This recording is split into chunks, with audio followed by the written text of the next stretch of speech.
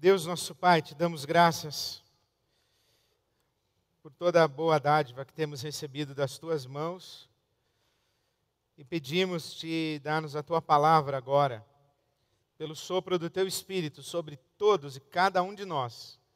Pedimos-te assim, Pai, carecemos do Senhor, carecemos da direção do teu Espírito para que a tua palavra produza fruto em nós. Então te suplicamos, em nome de Jesus, fala conosco, toca a nossa vida para a glória do teu nome.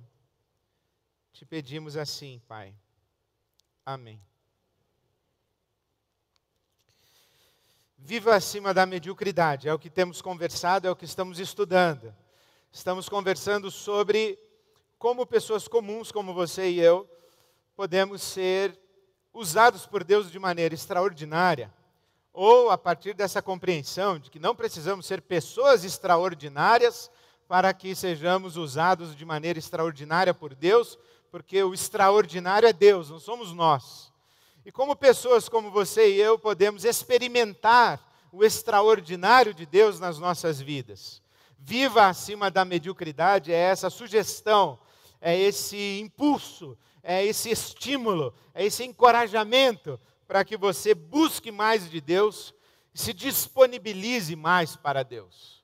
Estamos estudando algumas histórias da Bíblia Sagrada, de pessoas nada extraordinárias. E hoje eu queria contar para você uma das mais belas histórias da Bíblia, que é a história da amizade entre Davi, o rei Davi, e Jonatas. Essa história começa no livro de Samuel, no primeiro livro de Samuel, no capítulo 18.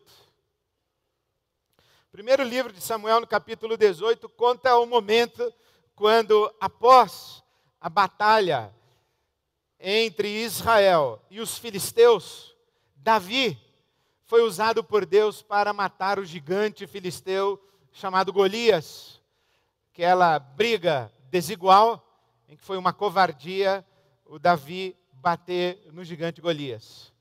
Porque o gigante vinha para a luta com o seu escudo, com as suas espadas, com as suas lanças, com os seus instrumentos de guerra, mas Davi foi em direção ao gigante em nome do Senhor dos Exércitos, em nome de Deus, e isso de fato selou a vitória de Davi. Quando Davi é vitorioso, ele que estava no campo de batalha apenas para pegar informações a respeito dos seus irmãos, ele era, naquela ocasião, descrito na Bíblia Sagrada como um menino de aspecto gentil.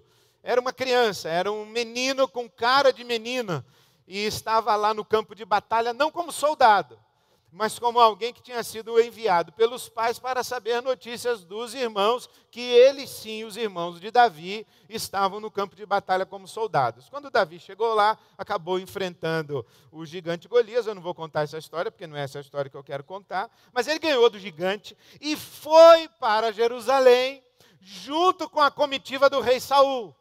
Na verdade, o Davi entrou em Jerusalém no carro do rei Saul.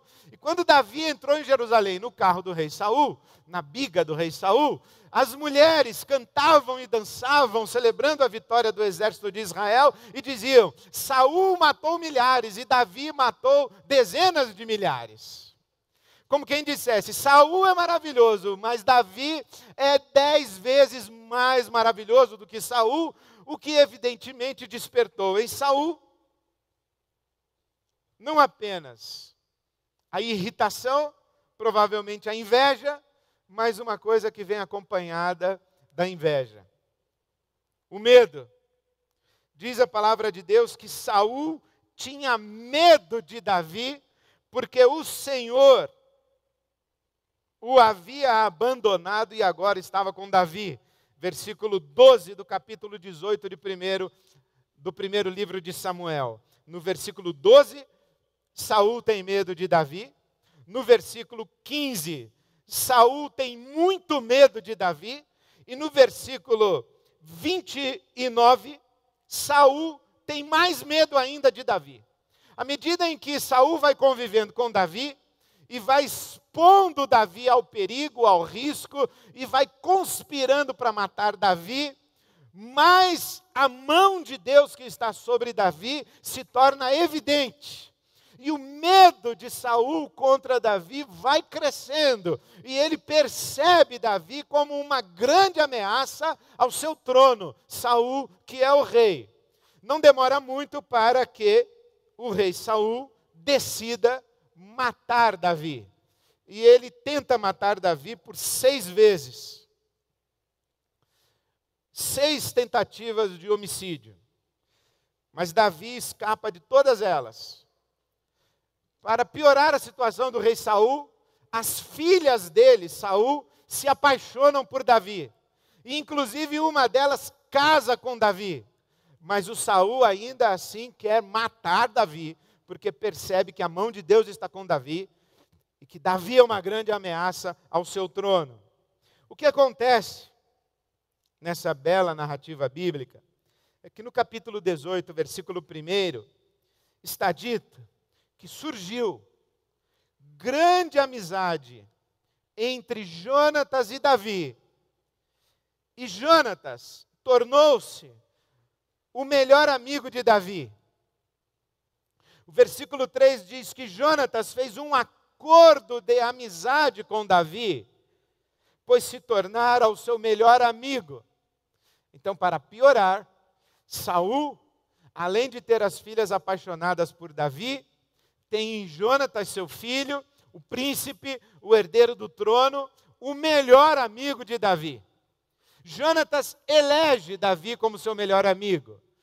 Não está dito na Bíblia, pelo menos até agora, que Davi elegeu Jonatas como seu melhor amigo, mas que Jonatas elegeu Davi como seu melhor amigo. Nem sempre uma relação de amizade, ela é mútua. Alguém pode escolher ser o seu melhor amigo. Alguém pode escolher ser a sua melhor amiga, mas não significa necessariamente que você também fez a escolha. No caso aqui, foi Jonatas quem se adiantou na direção de Davi e se pôs na condição de seu melhor amigo. E na condição de seu melhor amigo, Davi recebe uma confidência de Jonatas. Jonatas revela para Davi um segredo, que não era bem segredo, porque o Jonatas vai lá para o Davi e diz assim: Davi, meu pai quer te matar. O Davi deveria dizer, bom, novidade. Não, a novidade é que ele vai te matar mesmo. Ele agora nomeou uma comissão real de assassinato. Ele colocou um esquadrão da morte com carimbo do rei para pegar você, e é bom que você fuja. Eu intercedi diante do meu pai, a seu favor. Eu falei para o meu pai: pai, o Davi não fez nada de mal contra você, pelo contrário, ele só te faz o bem. O Saul poderia responder: é por isso mesmo que eu detesto esse cara. Porque nós não gostamos de pessoas que nos fazem o bem. Nós gostamos de pessoas a quem nós fazemos o bem. Porque nós gostamos de olhar os outros mesmo de cima para baixo, né? De baixo para cima a gente não gosta. A gente não gosta de ter que ficar dizendo para as pessoas assim: puxa, muito obrigado, muito obrigado, muito obrigado.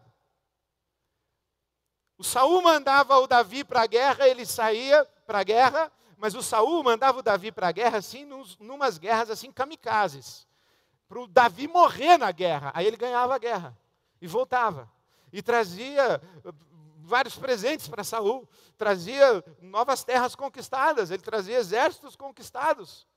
E o Saul vivia dizendo: parabéns, Davi, muito obrigado, você é vitorioso, parabéns. O Saul não aguentava mais ter que elogiar o Davi.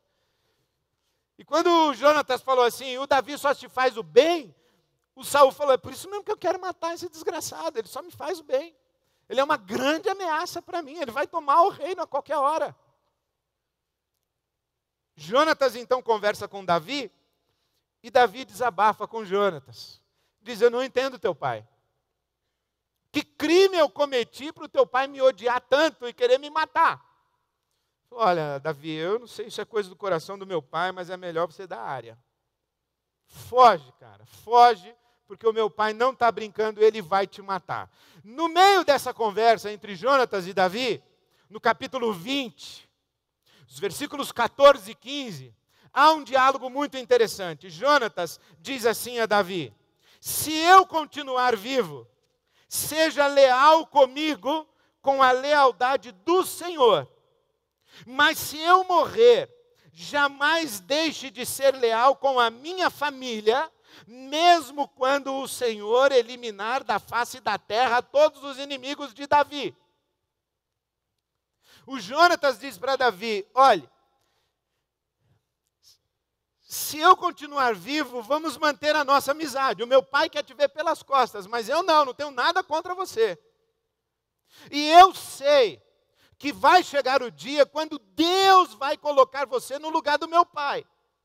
Quando chegar esse dia, se eu ainda estiver vivo, mesmo sendo eu filho de Saul, o herdeiro do trono, seja leal para comigo, porque eu vou ser leal para com você, e eu sei que Deus vai colocar você lá no lugar do meu pai. Agora, se nesse dia em que você ocupar o trono de Israel, eu já estiver morto, seja leal para com a minha família. E no capítulo 20, o versículo 42, há o registro da última conversa entre Davi e Jonatas. Eles se abraçam, se beijam. A partir daquele dia, eles nunca mais se encontram, eles se separam, mas as últimas palavras que trocam são palavras de Jonatas a Davi: vá em paz, pois temos jurado um ao outro em nome do Senhor, quando dissemos: o Senhor para sempre é testemunha entre nós e entre os nossos descendentes. Eles celebram um pacto de amizade e de lealdade na presença de Deus, invocam a Deus como testemunha, eles constroem um relacionamento a três: Davi, Jonatas, e Deus está presente com a sua mão, selando aquele relacionamento. A partir dali, Davi foge, vai viver em cavernas, até que Saul morre na batalha, e Jonatas morre também no campo de batalha junto com seu pai. Davi então se torna rei em Israel. E quando se torna rei em Israel, o primeiro período do reinado de Davi é um período de sobrevivência. Ele precisa vencer inimigos, ele precisa demarcar as fronteiras, ele precisa avisar aos povos vizinhos que morreu um rei, mas tem outro rei no trono. E ele reconquista as terras perdidas por Saul, que foi derrotado na batalha, tanto é que foi morto. E Saul e Davi então começa a colocar o reino em ordem e a imprimir no reino de Israel a sua marca. Dizer a Israel: vocês eram governados por Saul, agora tem um outro rei em Israel. As coisas mudaram em Israel. Agora é o tempo de Davi, não é mais o tempo de Saul. O reino é outro, o coração do reino é outro, a relação com Deus é outra.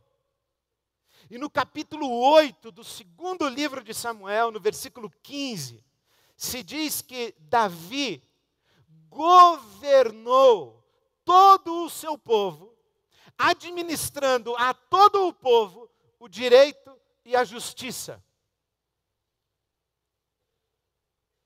Davi fora apresentado como o homem segundo o coração de Deus. Quando Deus fala com Samuel, o sacerdote, para que Samuel vá ungir Davi como rei, Deus diz a Samuel: encontrei um homem segundo o meu coração.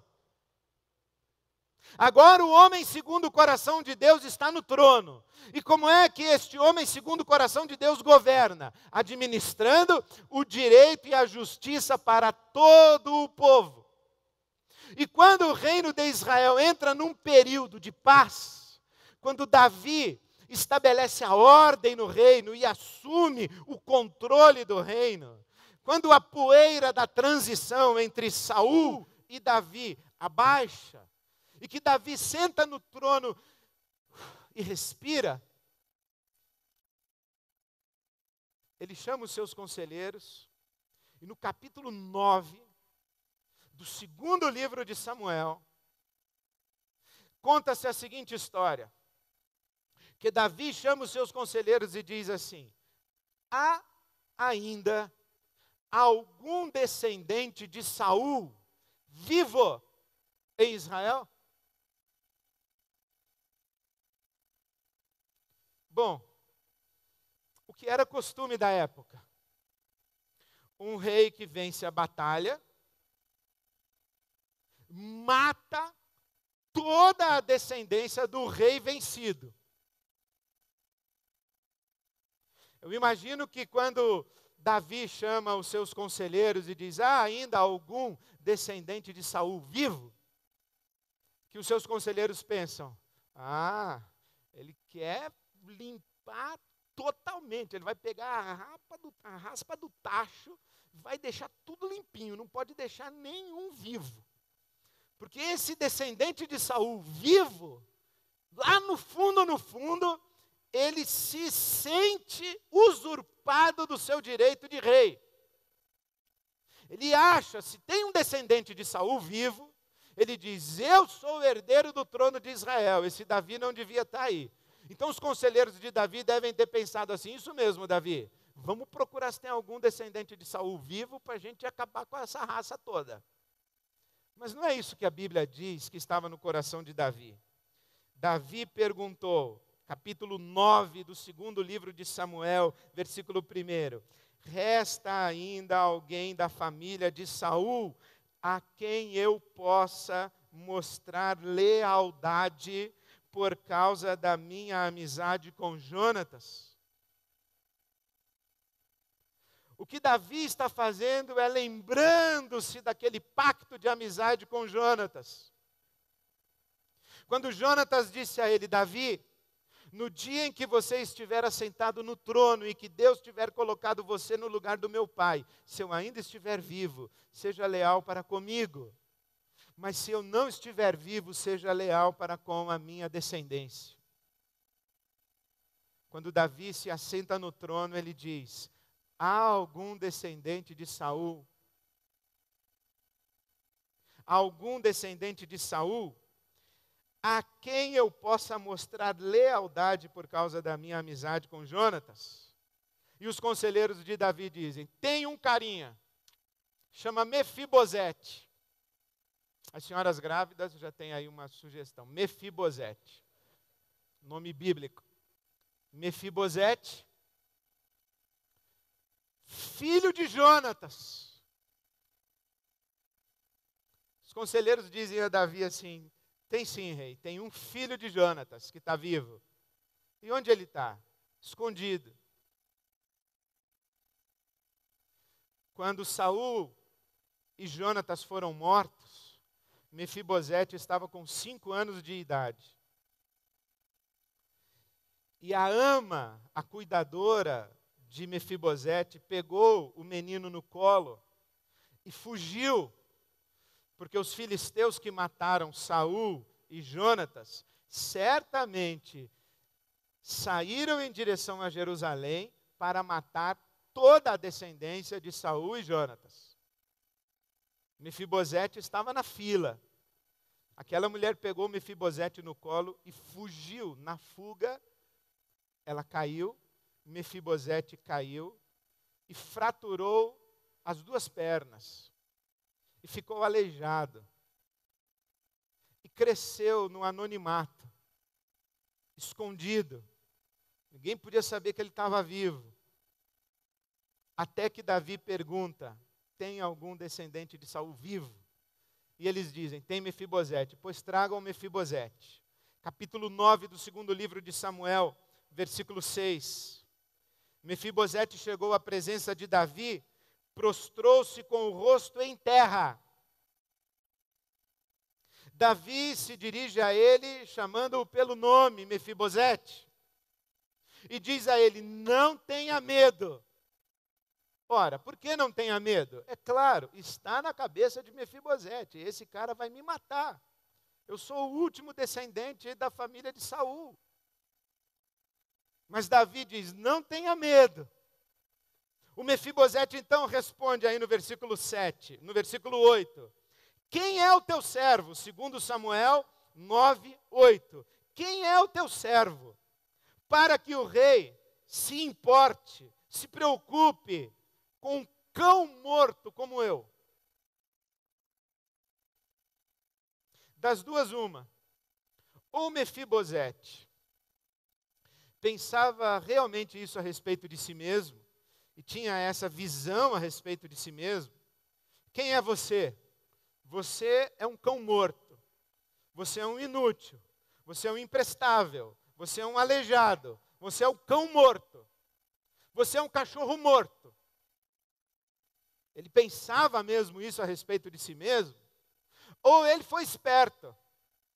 E ele disse assim: rei, não vai dizer que o senhor vai matar o Mefibosete aqui. O senhor não é do tipo que bate em cachorro morto? Olha para mim, eu sou um aleijado, eu não sou ameaça nenhuma ao seu trono. O senhor vai matar um cachorro morto? Não podemos dizer qual foi a intenção de Mefibosete, mas nós podemos afirmar a intenção de Davi. Davi então chama Ziba, um dos seus oficiais, e diz então Davi a Ziba, versículo 9 do segundo livro de Samuel, capítulo 9. Devolvi ao neto de Saul, Mefibosete, tudo o que pertencia a ele e à família dele. E a partir daquele dia, Mefibosete, que era aleijado dos pés, foi morar em Jerusalém, pois passou a comer sempre à mesa do rei. Capítulo 9, versículo 13. Esse é Davi. Mas sabe que os grandes homens têm pés de barro. E o Davi, que ganhou muitas e grandiosas batalhas e derrubou gigantes, foi vencido pelo seu desejo errado. O rei podia pegar mulheres, mas não podia pegar mulher casada. E ele pegou uma mulher casada, chamada Batseba, esposa de um dos seus melhores oficiais, Urias. Teve um relacionamento com a Batseba de uma noite, ela engravidou. Uma noite, ela engravidou.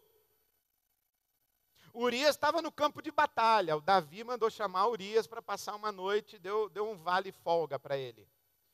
Vem passar uma noite com a sua esposa. Urias veio. Em vez de dormir com a Batseba, dormiu sentado na porta de casa. Os conselheiros de Davi, os mensageiros falaram assim: rei, Urias já chegou, mas está sentado lá na porta.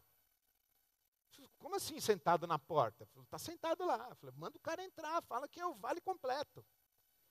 Folga total.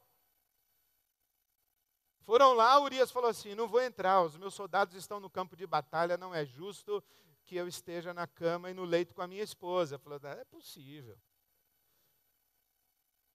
Matar esse cara. Mata esse Urias. Os conselheiros de Davi disseram: o senhor quer que seja feito, senhor rei? Quero que seja feito, então a gente dá um jeito. Deram um jeito, mataram Urias. Então Davi se torna um assassino. Logo depois, Davi tinha uma filha chamada Aminon, belíssima. E Davi, você sabe, os reis tinham várias mulheres e tinham filhos com várias mulheres. Então, tinha uma filha chamada Tamar. E um meio-irmão chamado Aminon. Aminon, meio-irmão de Tamar, olhou para Tamar, a desejou e a violentou. Estuprou Tamar. Tamar era irmã de um meio-irmão de Aminon. Era outro filho de Davi, chamado Absalão.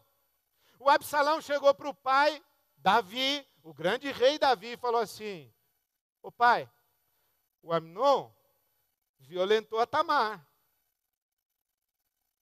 aqui no palácio. O senhor não vai fazer nada?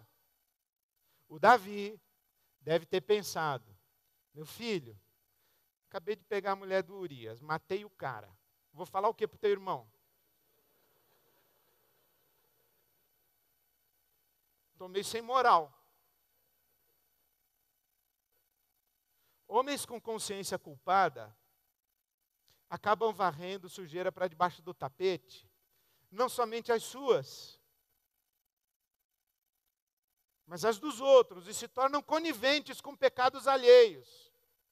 Não porque são misericordiosos e compassivos, mas porque são culpados também. E acabam sacrificando responsabilidades. E convenhamos, o Davi não tinha o menor jeito de falar com o filho dele, Amnon. O Absalão falou: pois se o senhor está sem moral, eu não estou. O Absalão foi lá, matou Amnon, o irmão, meio-irmão, e começou a conversar com os conselheiros de Davi, dizendo o seguinte: meu pai não tem mais condição de ser rei de Israel, perdeu a moral. É um rei ilegítimo no trono, agora é a minha vez. Eu, Absalão, filho de Davi, vou assumir o reino. E Absalão deflagra um movimento, uma guerra civil em Israel. Ele se rebela contra o próprio pai. E ele se rebela e o pai não faz nada. Não faz nada, não faz nada, não faz nada. Os conselheiros de Davi falam: o Absalão vai tomar o seu reino, você tem que fazer alguma coisa. E Davi fala: eu não vou fazer nada, eu não vou fazer nada, eu não vou fazer nada. Então os conselheiros falaram: então foge, porque o Absalão ele vai vir com tudo para cima de você. E o Davi foge. Só que alguns conselheiros de Davi foram lá e mataram Absalão. E chegaram para Davi e disseram assim: seu filho está morto. Davi caiu num pranto profundo, mas um dos conselheiros de Davi disse assim: rei, seria muito importante o senhor sair agora na sacada do palácio, agradecer ao seu exército que acabou com essa brincadeira do Absalão e honrar o cara que matou seu filho Absalão. O rei falou assim: vocês estão loucos. Mas os conselheiros dele disseram: o senhor lembra aquele e-mail que o senhor mandou para a gente matar o Urias? Então, a gente arquivou. A gente arquivou. Se o senhor quiser, a gente entrega amanhã para a Folha de São Paulo, para o Estadão, para a Veja, para Isto É. Sai no Jornal Nacional que o senhor mandou matar o cara. Então é melhor o senhor ir na sacada do palácio. O Davi, muito contrariado, tem que ir à sacada do palácio agradecer àqueles que mataram seu filho Absalão. Mas agora que Absalão é morto, Davi pode regressar para Jerusalém. Mas o que acontece é que enquanto ele estava fugido de Jerusalém por causa da rebelião de Absalão, ele recebeu a visita do Ziba. Lembra do Ziba? Que cuidava do Mefibosete, que era aleijado, que não podia andar sozinho. O Ziba foi ter com Davi. E quando isso aí está no capítulo 16 do segundo livro de Samuel, Davi está longe de Jerusalém por causa da rebelião de Absalão, e o Ziba chega lá. Quando o Ziba chega, o Davi fala assim: e o Mefibosete, cadê? O Ziba diz: falei, rei, era para você ter passado a foice no cara. Descendente de Saul, sangue bom não é não. Traiu o senhor. Quando ele soube que o Absalão estava fazendo uma rebelião, ele ficou do lado do Absalão e ainda disse o seguinte: vai sobrar para mim, o reino vai cair no meu colo de novo. Quer ver? O pai vai matar o filho vai matar o pai, e eu que sou descendente de Saul, vou assumir o reino de Israel. O Mefibosete que comia na mesa do rei Davi, lembra disso? O Davi fica muito triste e diz assim para o Ziba: então pega todas as terras dele, fica para você. Agora eu voltei a ser rei mesmo, nós estamos voltando para Jerusalém, pega as terras do Mefibosete, fica para você. Quando o rei chega de volta em Jerusalém, quem ele encontra? Mefibosete. Sujo, mal vestido, abandonado, largado, porque o Ziba era que cuidava dele, o Ziba vazou, foi ficar com Davi. Mefibosete está lá, o Davi chega para ele e fala assim: escuta, por que você não foi junto com o Ziba me encontrar? Você ficou aqui com Absalão? Falei, eu não fui porque o cara me largou aqui. Esse Ziba é traíra. Eu queria ir, mas eu sou aleijado, não posso ir sozinho. O cara falou, fica aí que eu vou buscar um jumento. Eu estou esperando até agora. Por mim eu tinha ido. E o Davi o que faz? Quem está falando a verdade? Ziba ou Mefibosete? Você decide, Ziba. 0800 39 39. Eliminação. Quem nós vamos eliminar no paredão? Ziba ou Mefibosete? O Davi decide, nenhum dos dois. O Davi então diz assim, bom, Mefibosete, então faz o seguinte, ó, quando o Ziba contou aquela história lá que você tinha me traído, eu peguei tuas terras, dei tudo para ele. Agora que tu está contando que não me traiu, vai lá e pega metade de volta para você, fica tudo certo. Metade para você, metade para ele, e eu vou seguir a minha vida. É muito interessante que o Davi, ele poderia ter instaurado uma CPI. Fazer uma investigação, fazer a cariação. Saber quem que está falando a verdade, quem está falando a mentira, quem é traidor, quem não é traidor. Os conselheiros dele devem ter dito, como assim, Davi? Você vai dar terras para um cara que te traiu?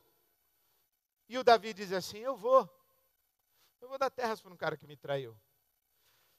Vocês não perceberam que eles tentaram me trair? Eu não sei qual dos dois, se algum teve. A Bíblia não fala quem está falando a verdade, mas a Bíblia sugere, no capítulo 19 do segundo livro de Samuel, que quem está falando a verdade é o Mefibosete.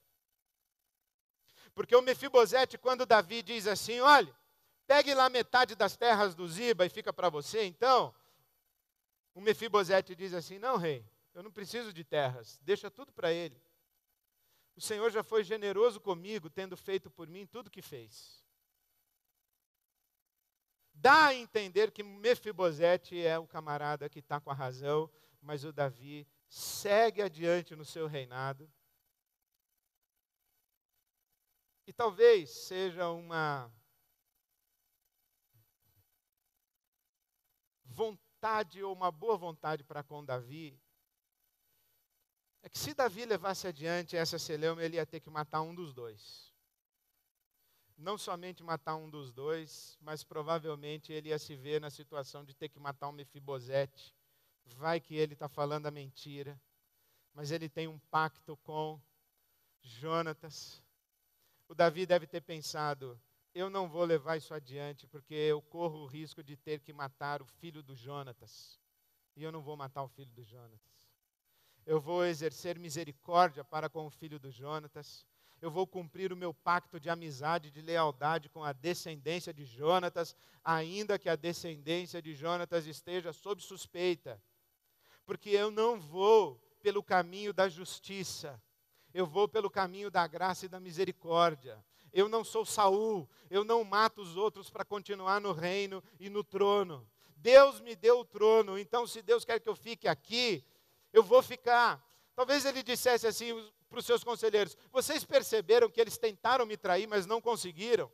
Vocês perceberam que Absalão tentou me derrubar, mas não conseguiu? Vocês perceberam que até eu tentei me derrubar e não consegui? Porque Deus foi misericordioso para comigo e cuidou de mim? Agora, os estudiosos e biógrafos de Davi dizem que Davi não teria sido o homem que foi se não fosse pela amizade de Jonatas. É que é a relação de Davi com Jonatas e a amizade de Jonatas com Davi que faz nascer no coração de Davi um tipo de amor que só nas amizades verdadeiras cria-se o ambiente para que esse amor possa aparecer. Um amor que não está contaminado por relações de poder, onde não há uso e abuso de uma parte para com a outra.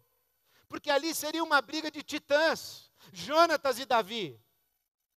O Jonatas poderia dizer a Davi assim, Davi, me respeite porque eu sou o príncipe, eu sou filho de Saul, eu sou filho do rei. E o Davi poderia dizer o seguinte, e você me respeite porque o sacerdote Samuel já me ungiu rei no lugar do teu pai, e eu matei um Golias, um gigante, e trouxe a cabeça dele e dei na mão do teu pai, e tem um herói de guerra aqui em Israel, e esse herói não é você que é o príncipe, esse herói sou eu, Davi. Então você me respeita. E os dois iam ficar brigando.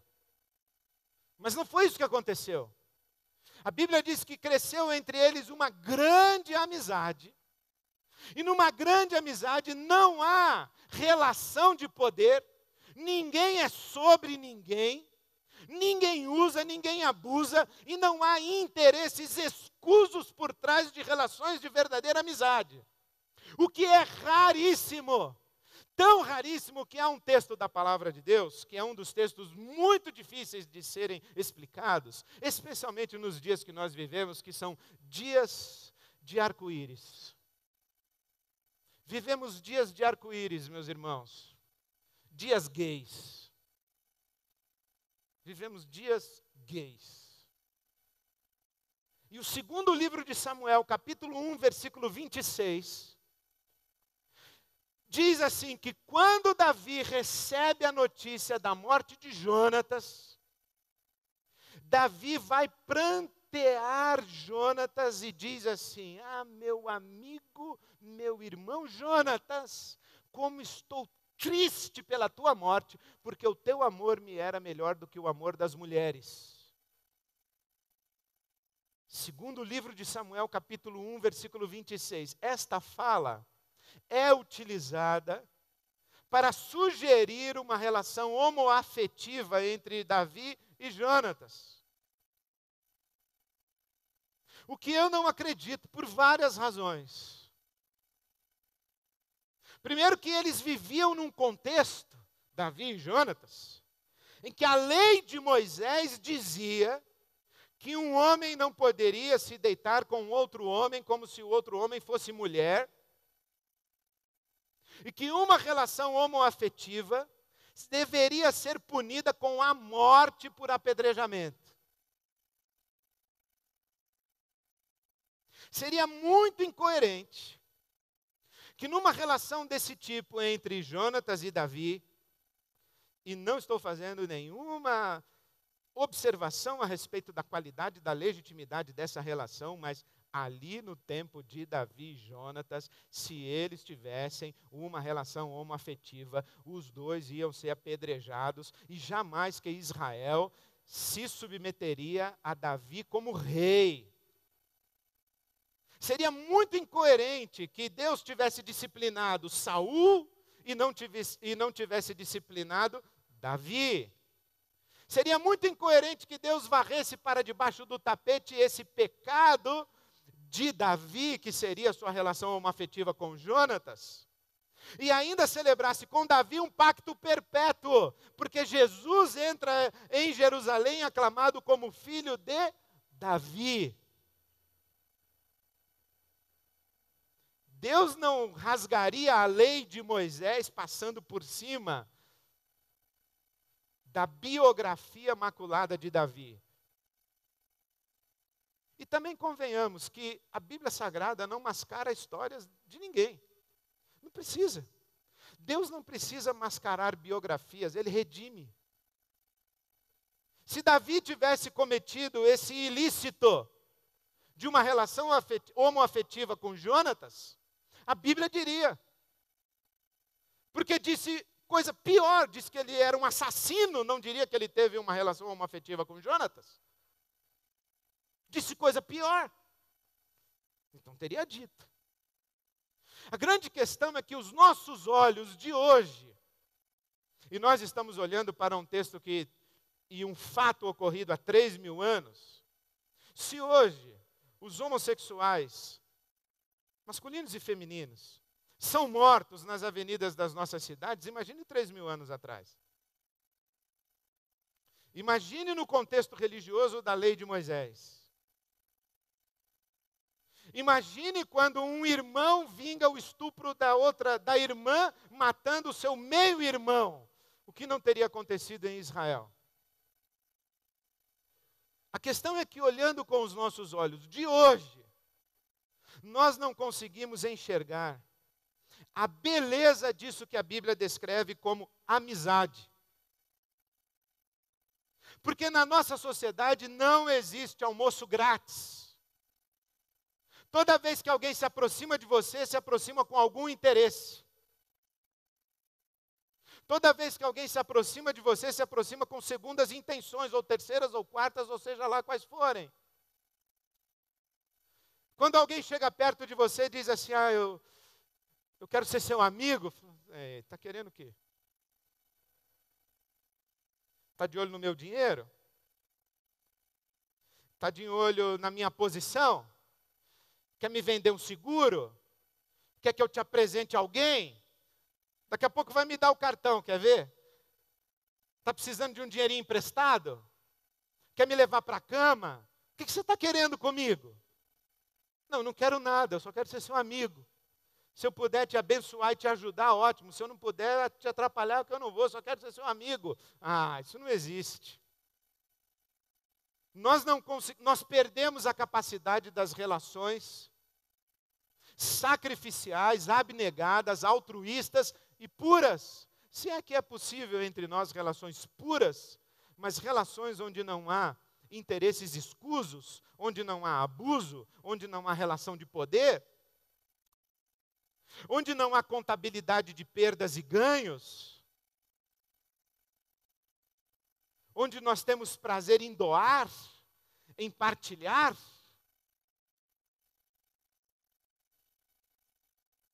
Porque nós crescemos e vamos formando a nossa identidade a partir dos olhares. A partir dos olhares.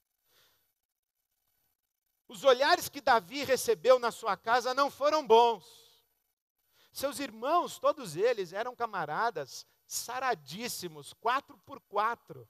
Quando Samuel foi ungir o rei de Israel na casa de Jessé, ele ia ungir os irmãos de Davi. E cada vez que ele ia ungir um irmão de Davi, camarada fera, Deus falava... Psst. Samuel olhava, não é esse? Não é. Tem mais algum? O Jessé falava, tem. Aí vinha um mais forte ainda. Um mais forte ainda, um mais forte ainda. Aí chegou uma hora que o Samuel já nem se atrevia, ele ficava quieto. Entrava.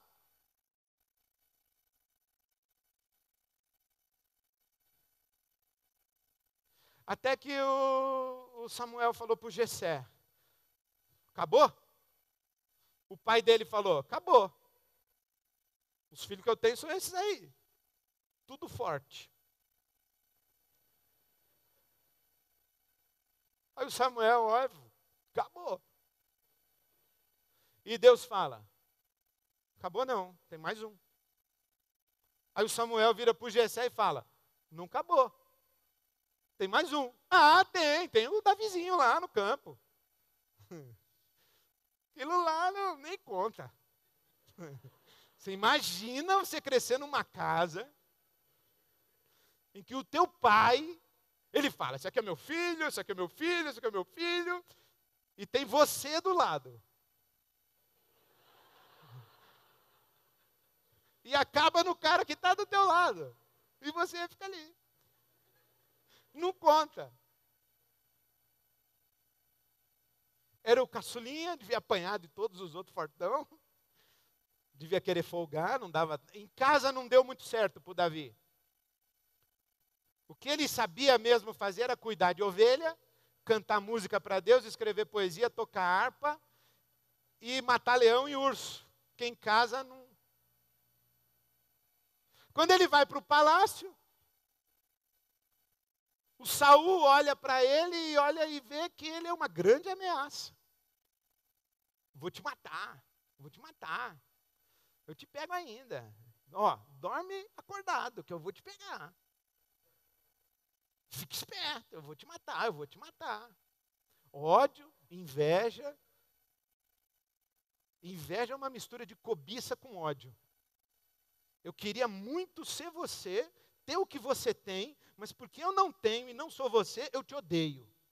Porque cada vez que eu te vejo, eu vejo o que eu não tenho e o que eu não sou. Então a melhor coisa que eu tenho a fazer com você é matar você para eu não te ver mais e não lembrar do que eu sou. Entendeu?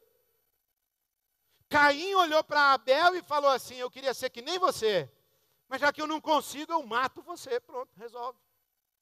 Os irmãos de José disseram para José, nós queríamos ser que nem você, já que nós não somos que nem você, a gente mata você.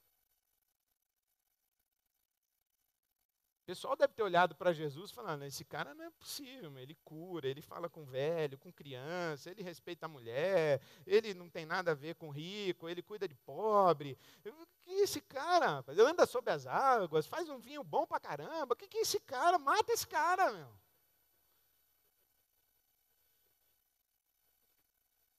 Então Davi, ele cresce assim. Ou cresce com o pessoal sabendo que ele vai ser rei. Bajulando, criando rede de interesses. É o Ziba. Ele vai lá e fala assim, ó, estou do teu lado, hein? Estou contigo. O Mefibosete é que é traíra, mas eu estou contigo, tu que é o rei aí. Só que Jonatas olha para Davi e vê o quê? Vê um amigo. Talvez vê um igual. Todo mundo no reino olha para Jonatas de baixo para cima, ele é o príncipe, o filho de Saul. Até que ele encontra Davi, que vai ser rei no lugar de Saul, e é um herói de guerra, e que não trata Jonatas olhando de baixo para cima, mas também não trata Jonatas olhando de cima para baixo. E pela primeira vez, talvez, Davi e Jonatas entram num relacionamento em que eles se podem olhar de igual, sem relação de poder, sem abuso, sem interesses escusos. E é nessa relação entre iguais que cria-se um ambiente favorável para nascer no nosso coração um tipo de amor que a Bíblia vai chamar de amizade.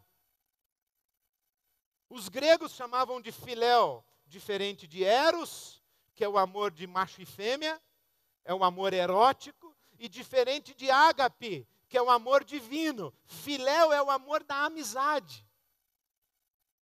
É o amor entre iguais. E mais, o que é que Davi e Jonatas celebram? Eles celebram esse amor entre iguais, na presença de Deus, e dizem a Deus, Deus, nós invocamos a tua bênção, a tua mão sobre nós, o Senhor seja testemunha da pureza da nossa relação e da nossa amizade, e do pacto de lealdade que estamos celebrando um com o outro. Bom, quantos relacionamentos você conhece desse tipo? O casamento deveria ser um relacionamento assim. Homem e mulher olhando-se de igual. Ambos criados à imagem e semelhança de Deus. E abençoados por Deus para uma relação entre iguais. Em que pudessem falar um ao outro a verdade a respeito de quem são. Em que pudessem se encorajar e se estimular um ao outro sem abuso, sem interesses escusos. Igual na presença de Deus. Mas quantas relações a gente tem assim?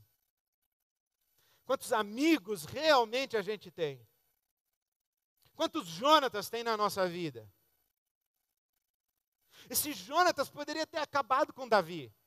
Ele poderia ter chegado para Davi e falado assim, Davi, meu pai quer te matar. Tu já não foi ungido rei? Mata o cara, mata o velho. Tu já é o rei, o Samuel já te ungiu. Tu é o herói de guerra. A mulherada dançou e cantou para você. O pessoal está babando contigo, Davi. Minhas irmãs estão apaixonadas. Todas elas querem casar contigo. Mata o Saul, meu pai. Mas não foi isso que Jonatas falou para Davi. O que Jonatas falou para Davi é, Davi, você vai ser rei. No tempo certo, Deus vai te colocar no lugar do meu pai. Não tome um atalho para chegar no lugar onde Deus vai te levar sem atalho. Foge, Davi. Não pague o mal com o mal. Não deixe o ódio do meu pai encher o seu coração para você ter ódio também. Não deixe o rancor, a mágoa, a inveja do meu pai contaminar o seu coração. Foge. Não fica perto de Saul, porque você corre o risco de virar um Saulzinho. Foge, Davi. Os nossos amigos nos lembram quem somos. Os nossos amigos se colocam entre nós e o mal que intentamos fazer. Os nossos amigos fazem aflorar o melhor de nós. Esses são os nossos melhores amigos. Aqueles que dizem a verdade para nós. Agora, quantos amigos nós temos? A minha oração de hoje é que você, que quer viver acima da mediocridade, receba de presente de Deus um Jonatas.